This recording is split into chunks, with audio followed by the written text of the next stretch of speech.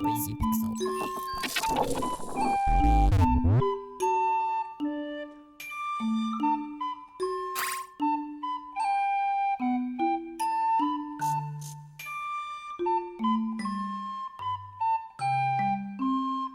The Crystal Chronicles series has had its growing pains in the past as it tried to figure out precisely what it wanted to be. Being exclusive to Nintendo platforms gave it the freedom to experiment with console gimmicks at the time, such as using the link cable with the Game Boy Advance. Now, the series is getting a second chance on current generation hardware with the release of Final Fantasy Crystal Chronicles Remastered Edition. While it adds a new layer of refined visuals to the game that I share many memories with, a few features are missing that hold it back from feeling like an authentic remastered experience. Hail, fellow caravaner!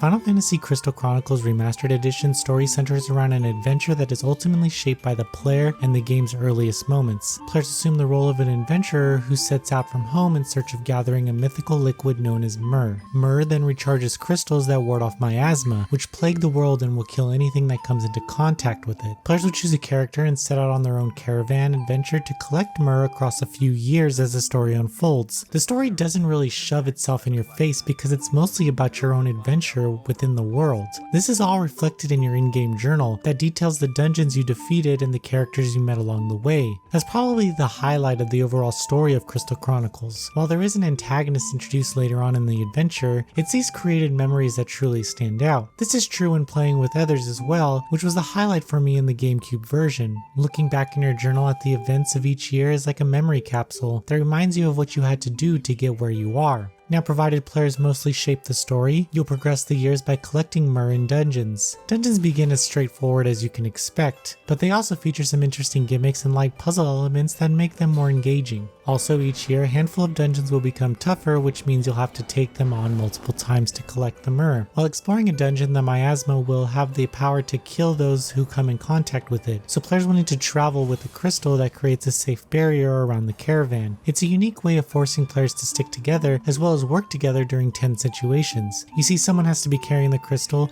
but they can't attack while carrying the object, so others have to protect them. It creates some exciting moments of gameplay that encourages communication. In single player mode, players have a Moogle that carries the crystal for them. Boss battles cap off each dungeon and some are more interesting than others. Being a remastered version, I didn't expect too many changes to the way the enemies behave, but I wish the developers switched up the boss attack cycles. If you played the game before, you'll already know how to quickly beat these massive enemies and move on. After you clear each dungeon, you'll receive some myrrh, read a letter from a friend, and then choose an upgrade. However, you'll ask yourself, why would you want to play through these dungeons multiple times? Well, that's an easy answer.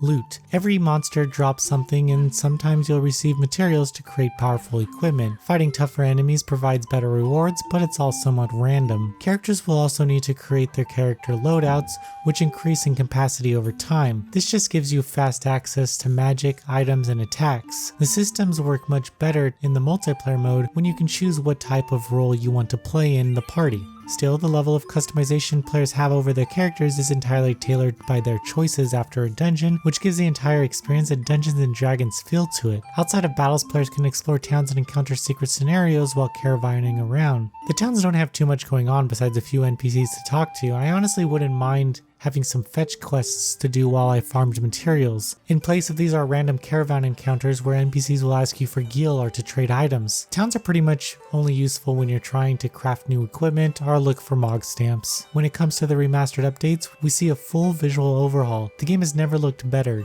Dungeons feature some aged layouts, but the character designs still hold up today. Given that players can choose from a handful of characters and even more using the game's mimic system, I appreciated the work that went into making the characters as charming as ever. Sadly, the lack of local multiplayer is a massive shame, as it is something that I remember most fondly when thinking back to the original release. While I was able to play with a friend, it was impossible for me to find an online game during my time for this review. However, it is possible to complete the entire campaign alone, though it will lack some of the more memorable moments. One thing I wish they improved were the loading times, which get pretty noticeably long throughout the quests, especially when you're trying to get somewhere. Although the UI has been updated, navigating it is somewhat strange. You see, the menus feel like they're all hidden, or you have to spend at least 15-20 minutes around in them to figure out what everything does. There's also a little training that gets you introduced to the battle system, but it may take more than that for you to get accustomed to it. After a while though, I was finding my way around easily. One thing I ended up really liking was the new music and additional dungeons. This made some moments of the adventure feel new and gave it a modern appeal. Also, voice acting has been added, which sometimes works and sometimes doesn't. While some characters sound fine, others come across like robots.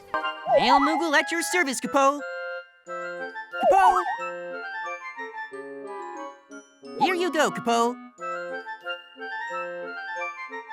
Final Fantasy Crystal Chronicles Remastered Edition carries with it many hours of action, dungeon crawling, and loot collecting. It's a Final Fantasy game where the story is centered around the players' actions and how they take on the many trials thrown their way. This is a game created for multiplayer, so the lack of local offerings hurts it a great deal, but the online features are there to group up with friends and create your own adventures. I had a great time returning to Crystal Chronicles, but there were times where I wished they pushed the remastered offerings a bit further. The new dungeons and refined graphics look great for old fans like myself, but that may not be enough to grab the attention of new players. Noisy Pixel is giving Final Fantasy Crystal Chronicles Remastered Edition a 7 out of 10. Thank you for watching. Please read the full review on noisypixel.net. Noisy Pixel is run by a group of gamers who work hard to deliver news, reviews, previews, and more. Please subscribe to keep up with all our future content.